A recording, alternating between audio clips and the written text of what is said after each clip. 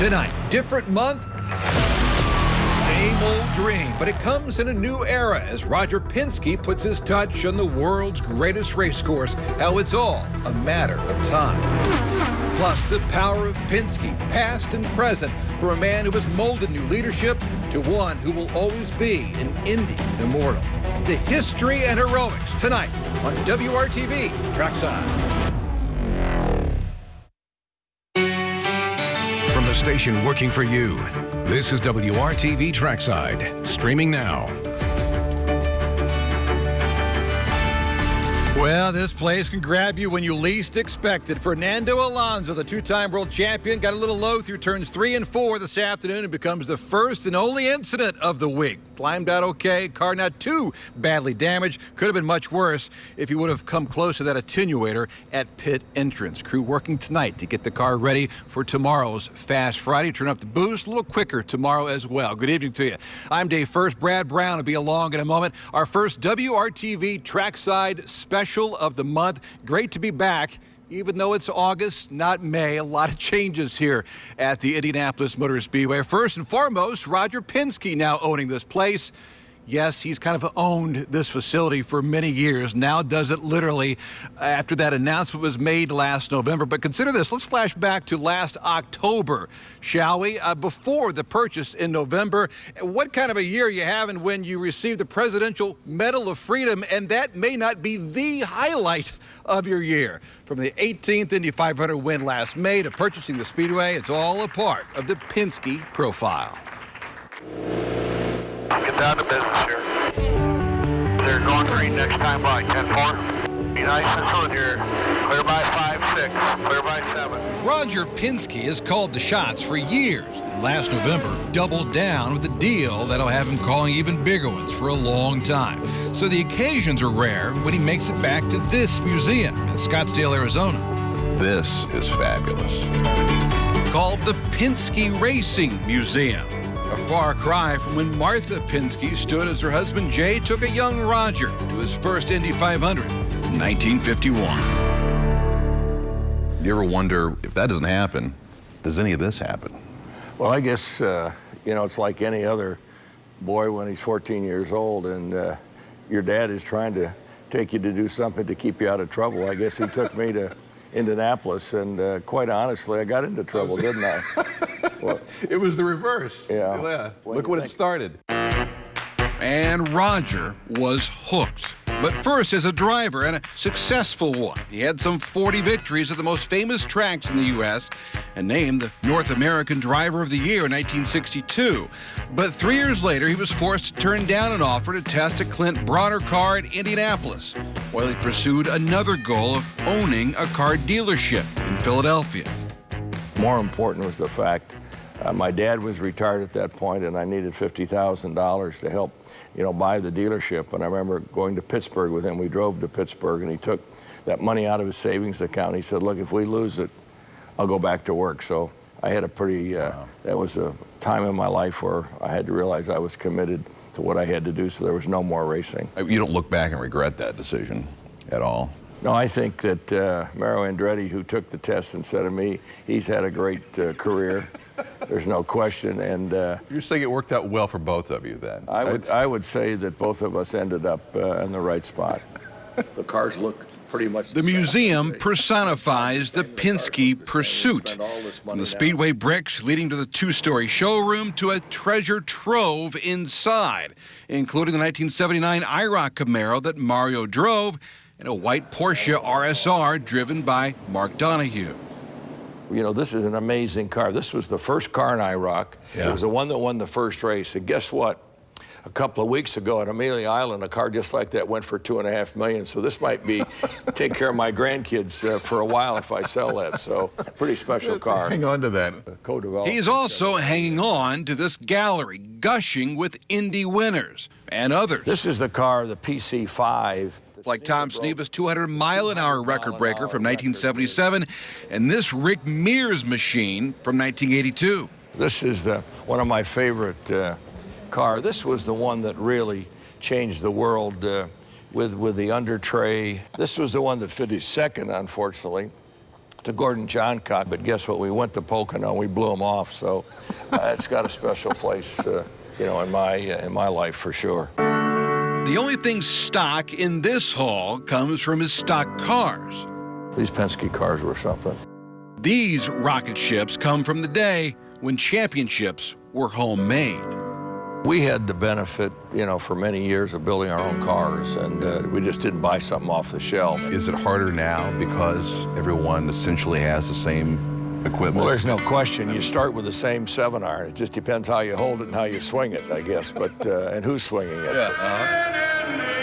But Pinsky knew early, Indy wasn't a hole-in-one. He first arrived as a car owner in 1969. We realized it was going to take a complete team effort, and the job probably wouldn't be done for at least 3 years. In fact, it was his 4th 500 when he won with the late Mark Donahue. When you bring on Mark Donahue, how key is that to the growth? He was fully dedicated. He was an engineer from Brown University. He wanted to race. He was technically very savvy. And we just came together as almost like a family. Do you feel like you have a good eye for talent in racing? When you think of the drivers that have driven for him, my goodness, it's a who's who. Well, I think that, you know, drivers make teams, teams make drivers. His winning drivers include Rick Mears, Bobby Unser, Danny Sullivan, Al Unser, Emerson Fittipaldi, Al Unser Jr., Helio Castroneves, Gilles de Ferran, Sam Hornish Jr., Juan Pablo Montoya, Will Power, and Simon Pagenaud, the man who took a chance over 50 years ago to become the winningest owner in sports history. What was plan B if that didn't work out? Well, I was really, plan A was that I was a Chevy dealer. So racing was plan B. I saw racing as something that I love to do myself. I saw it as a way to build our brand. And there's no question as we built the team and we've seen it integrate within the company, you know, for so many years, it's been a real asset. And quite honestly, I think it's been a competitive advantage for us. Roger takes his cars out for an occasional spin. This was the pace car for 72 when Mark Donahue won the race. This might be the car I need to drive back and forth from the hotel this year. Maybe it'd be my good luck charm. And a chance to check up on his business. Maserati and Ferrari, Land Rover, BMW, and Mini. You and Porsche go back a while, don't you? Well, we race Porsches. I race Porsche Spyders. We've got Audi, Jag. We have Bentley. We have Rolls-Royce. We got Bugatti. In the Ferrari dealership, can you get me a deal? I can get you a deal for sure. You're from Indianapolis, I am so from we can Indianapolis. get you one. Fantastic. This is what I like to hear. We tour his nearly 60-acre super complex packed with 5,000 cars. Look at this. Paparazzi. Morning. It's great. Morning. Morning. Overall, his roughly 340 franchises around the country are known to have sold some 400,000 cars a year. When you started with that one dealership, now look at all this. Do you ever think this could happen? Well, in my wildest dreams, I wouldn't have believed it. Where does that come from, Well, I Roger? think that really, when I think about it, it's, my dad told me one thing, as you grow up, don't worry about yourself. You know, do what's best for the company, and you'll succeed. Good luck. The success is far from over. His biggest win is always the next one in everything he does. Given the museum, your success on the track, off the track, what will your dad say now? Well, I think when he sees what we've done here, you know, I've tried to provide an environment where people can fail in some cases, and also cases where they can succeed. And I think that's the kind of person he was. He dealt with integrity. He was a very hard worker, and he supported his family, and that's what I hope he feels I'm doing today.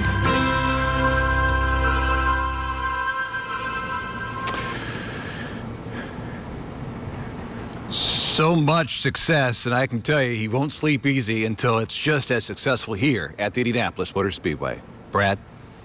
The photos of Simon Pagenaud on the base of the IMS Pagoda are indicative of his success here a year ago, winning both the Grand Prix and the Indy 500. Now, after an extended reign as the Indy 500 champion, he is set to defend his title here at IMS. Before 2019 even began, Simon Pagenaud had already reached the top of the IndyCar mountain. In 2016, his second season racing for Team Pinsky, Pagenaud worked his way to the series points championship. I think it would talk to people is when you actually realize your dream to drive for the team you want to drive for. First of all, get the job that you want to have, and then become one of the champions. It's incredible. But like dozens of men before him, Pagenaud's career-defining hour would come on the final Sunday of May, inside the hallowed grounds at 16th and Georgetown. Twin checkers out, he'll go to victory lane.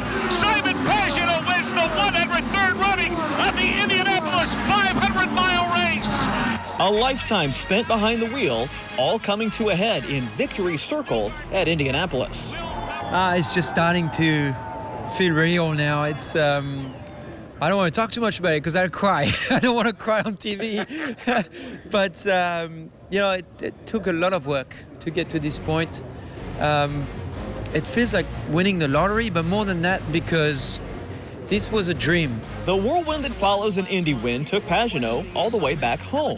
An historic journey with the Borg Warner Trophy to France. The first time the famed chalice had been in that country. Yes, a lot of moments actually, but the first one that came to my mind is those pictures and seeing the Borg with the Eiffel Tower in the background. And it was such a weird photo because the Borg Warner is not supposed to be in France. And an opportunity for Pagenaud to celebrate in his hometown. We're talking about 6,500 people. That's my hometown. From one end to the other end of the town, it's 2 minutes by car. That's it. And everybody were just so excited about it that I signed autograph for more than 4 hours. It was awesome. And I was able to take my world in the US to my world in France, and to combine were very emotional moments, very emotional. 2020 has, of course, been a strange season, but Pagenaud embraced IndyCar's foray into virtual racing this spring, picking up a win on the digital circuit. And then in June at Iowa Speedway, working his way from a last-place start to a very impressive race win. It was a pretty cool win on an oval. Indy would always be the top, but this one was pretty cool too. And so now comes the business of defending that Indy 500 victory. Much like the champions before him, that first taste of the milk only makes him want another.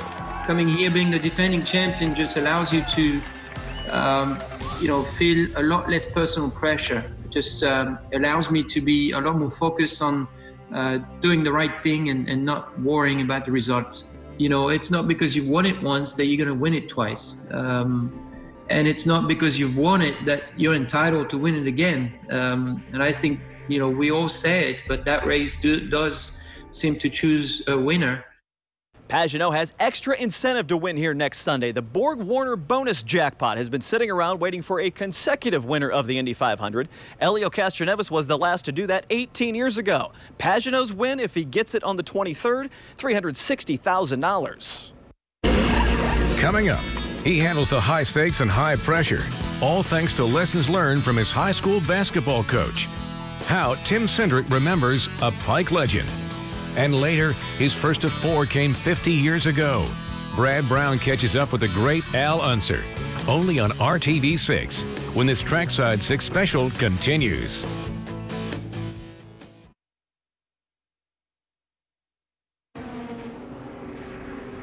Busy day of practice today. Over 3,200 laps combined. Scott Dixon, the fastest, over 226 miles an hour. Again, Fast Friday comes up tomorrow here at the Indianapolis Motor Speedway. So many familiar faces around the Pinsky organization. You see crew guys that have been around literally for decades. Timcendrick was named Team Pinsky's president a couple of years ago, using life lessons learned at Pike High School, namely from his high school basketball coach. But like so many of us that have lost friends during this pandemic, wishes he could talk to him now. It was a spring where time stood still. No racing, no basketball, no nothing. And all with lives lost to COVID-19. At Pike High, that included its legendary former coach, Ed Siegel.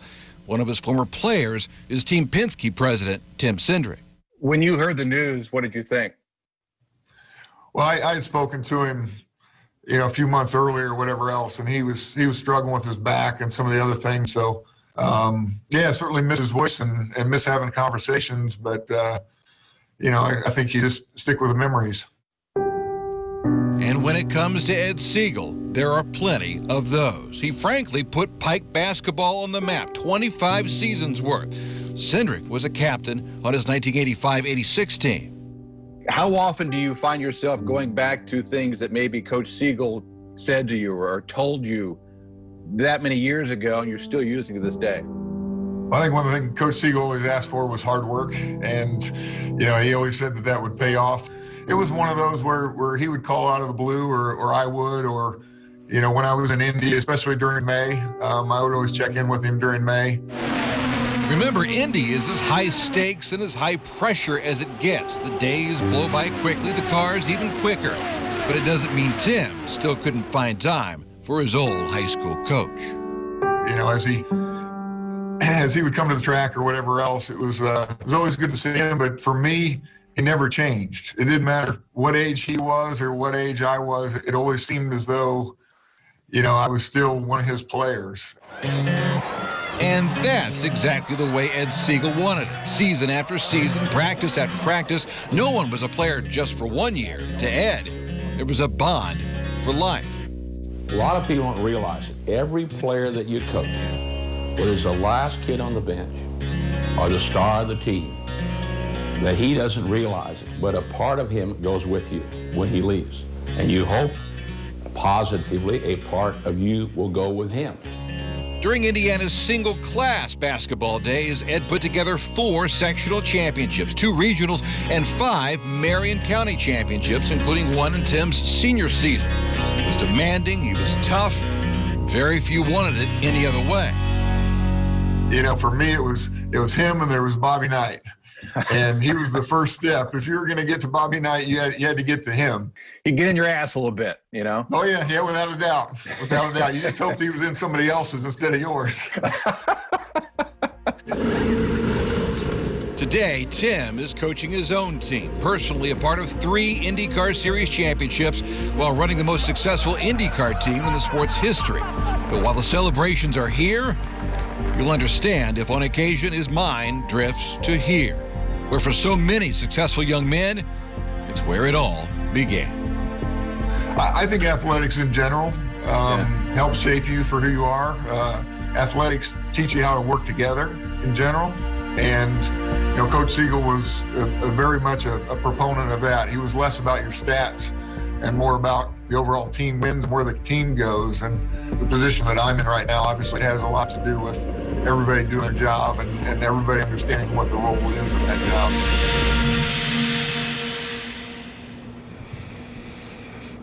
If anyone feels at home in Indianapolis, it's Timcendrick. Back after this. Still to come, the unique partnership that not only led to one of the most successful sponsors in racing history, but landed Al Unser in victory lane. There it is, the checkered flag. The first of 4, 50 years ago. Next on Trackside 6.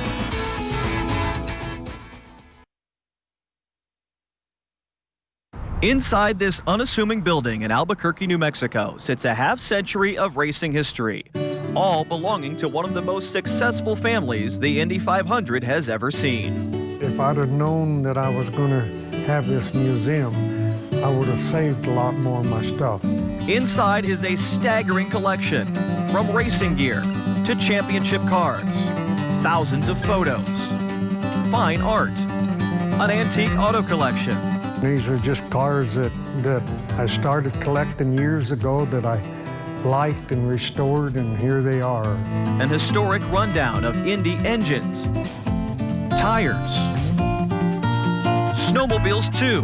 The Unser family loved running them in the New Mexico mountains.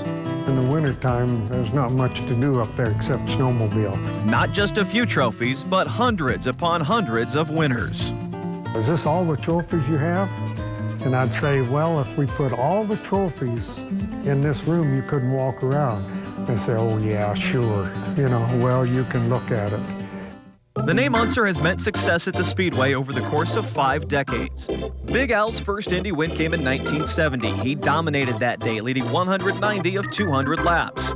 Unser followed that with another win in 1971, becoming just the 4th driver to win consecutive 500s. I called Bell and Parnelli and talking to them, and they said, we got a new sponsor. And I said, well, who? And they said, Johnny Lightning.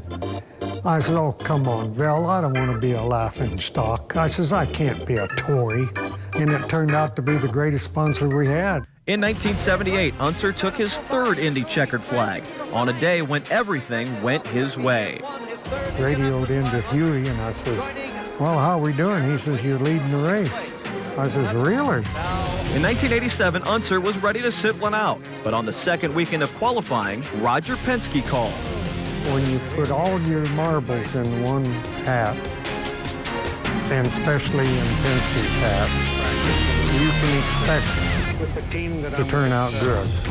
Unser would capture his fourth Indy win that day, joining the all-time greats.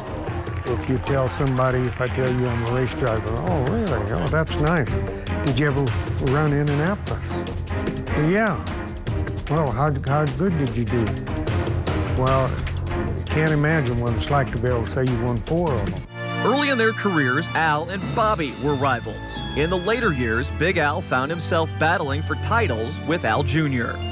When I first started with my brother, it was a piece of cake because I wanted to kick his tail.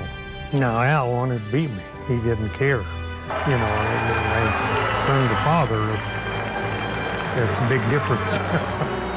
The Unsers call it home, but for the rest of us, it's an amazing look inside the Indy 500's first century. Growing up as a kid, you know, you have ambitions of doing certain things, and ours was racing, but you never really dreamed that you would take the steps that each one of us have taken. I'll look ahead to the weekend. One of the most exciting days in racing, qualifying at Indianapolis. The field of 33 will put up their fastest 4 laps, and positions 10 through 33 will be locked in for race day. And Sunday, we'll set the first 3 rows. Fast 9 qualifying begins at 1. Final practice right after that. Let me tell you, it's absolute stinks not having fans here, but we'll do our best to be your eyes and ears throughout the course of the weekend. We'll be on right after both Saturday and Sunday at 6 o'clock to wrap things up. Ready to go? Let's go racing some more. Let's just go racing some more. For Brad Brown, I'm Dave First. Thanks so much for watching. We'll see you later.